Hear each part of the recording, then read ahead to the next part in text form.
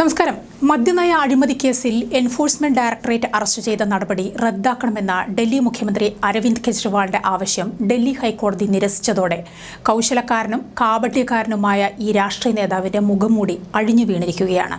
Arrest നിയമവിരുദ്ധമാണെന്നും ED നടപടി റദ്ദാക്കി തന്നെ ജയിൽ മോചിതനാക്കണമെന്നും ആവശ്യപ്പെടുന്ന കെജ്രിവാളിന്റെ ഹർജി തള്ളിയ കോടതി അഴിമതി നടന്നതായി അന്വേഷണ ഏജൻസി കണ്ടെത്തിയ മദ്യനയ രൂപീകരണത്തിലെ ഗൂഢാലോചനയിലും കുറ്റകൃത്യത്തിലും കെജ്രിവാളിന്റെ പങ്ക് വ്യക്തമാകുന്ന തെളിവുണ്ടെന്നും പറയുകയുണ്ടായി.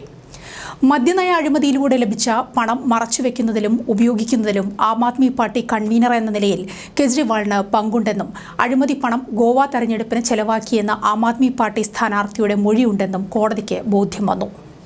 EDയുടെ അറസ്റ്റിനെതിരെ കെജ്രിവാൾ രാഷ്ട്രീയ പ്രേരിതമായി ഉന്നയിച്ച ആരോപണങ്ങളും കോടതി അംഗീകരിച്ചില്ല. രാഷ്ട്രീയ പരിഗണനയല്ല, നിയമതത്വങ്ങളുടെ അടിസ്ഥാനത്തിലാണ് വിധിയെന്ന് വ്യക്തമാക്കിയ കോടതി എത്രയും വേഗം ജയിൽ മോചിതനാവാനുള്ള കെജ്രിവാളിന്റെ ശ്രമത്തിന് കനത്ത തിരിച്ചടി കൂടിയാണ് നൽകിയിരിക്കുന്നത്. ഹൈക്കോടതി തള്ളിയ തന്റെ ആവശ്യം സുപ്രീം കോടതി ഉടൻ പരിഗണിക്കണമെന്നാണ് കെജ്രിവാളിന്റെ ആഗ്രഹം. എന്നാൽ സുപ്രീം കോടതി ഇത് ഗൗനിച്ചിട്ടില്ല. അന്വേഷണ ഏജൻസിയെ അപകീർത്തിപ്പെടുത്തി കെജ്രിവാളിനെ വിശുദ്ധനായി പ്രഖ്യാപിക്കാനുള്ള ആം ആദ്മി പാർട്ടി നേതാക്കളുടെ തന്ത്രം കോടതിയിൽ പൊളിഞ്ഞു വീണിരിക്കുന്നു. കുറ്റാരോപിതന്റെ അറസ്റ്റും റിമാൻഡും നിയമപ്രകാരമാണോ എന്ന് മാത്രമാണ് പരിശോധിക്കുക എന്നും അറസ്റ്റ് തെരഞ്ഞെടുപ്പ് കാലത്താണോ എന്ന് നോക്കേണ്ടതില്ല എന്നുമുള്ള വ്യക്തമായ ഉത്തരവാണ് ഡൽഹി ഹൈക്കോടതി നൽകിയിരിക്കുന്നത്.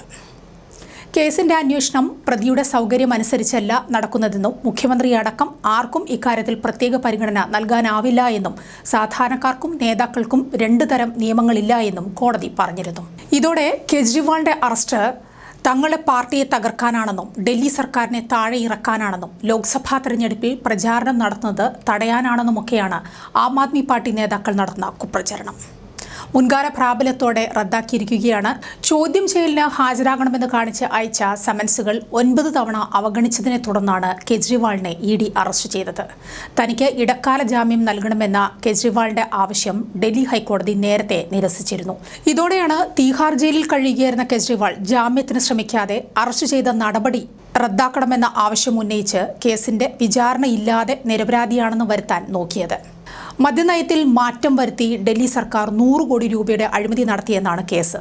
ഇതേ കേസിൽ ഡൽഹി സർക്കാരിലെ മന്ത്രിമാരും കെജ്രിവാളിന്റെ കൂട്ടാളിയുമായ മനീഷ് സിസോദിയ, സഞ്ജയ് സിംഗ് എന്നിവരും BRS നേതാവ് കവിതയും അറസ്റ്റിലായത്. ഇതേ കേസിലാണ് കെജ്രിവാളും പ്രതിയായിരിക്കുന്നത്. എന്നിട്ടും താൻ അഴിമതിയൊന്നും നടത്തിയിട്ടില്ലെന്ന് പറഞ്ഞു നടക്കുകയായിരുന്നു കെജ്രിവാൾ. അതേസമയം ഈ അഴിമതിയുടെ ബുദ്ധികേന്ദ്രമാണ് കെജ്രിവാൾ എന്ന് കാണിച്ച് ED കോടതിയിൽ തെളിവും നൽകി. അതിബുദ്ധിമാനായ അഴിമതിക്കാരനാണ് കെജ്രിവാൾ. കോൺഗ്രസ് സർക്കാരിന്റെ അഴിമതിക്കെതിരെ അണ്ണാ ഹസാരെ നടത്തിയ സമരത്തിലൂടെ രംഗത്ത് വന്ന കെജ്രിവാൾ വലിയ അഴിമതിക്കാരനായി മാറുകയായിരുന്നു. കെജ്രിവാൾ നേതൃത്വം നൽകുന്ന ഡൽഹി സർക്കാർ അഴിമതിയിൽ കഴുത്തറ്റം മുങ്ങിയിരിക്കുകയാണെന്ന് പറഞ്ഞ് ഈ സർക്കാരിലെ സാമൂഹ്യക്ഷേമ മന്ത്രി രാജ്കുമാർ ആനന്ദ് രാജിവെച്ചിരുന്നു. ആം ആദ്മി പാർട്ടിയിൽ നിന്നും രാജ്കുമാർ രാജിവെച്ചു. ജനങ്ങൾക്ക് മുന്നിൽ നാടകം കാണിച്ച് സഹതാപം പിടിച്ചുപറ്റാനുള്ള കെജ്രിവാളിന്റെ ശ്രമം പൊളിഞ്ഞിരിക്കുകയാണ്.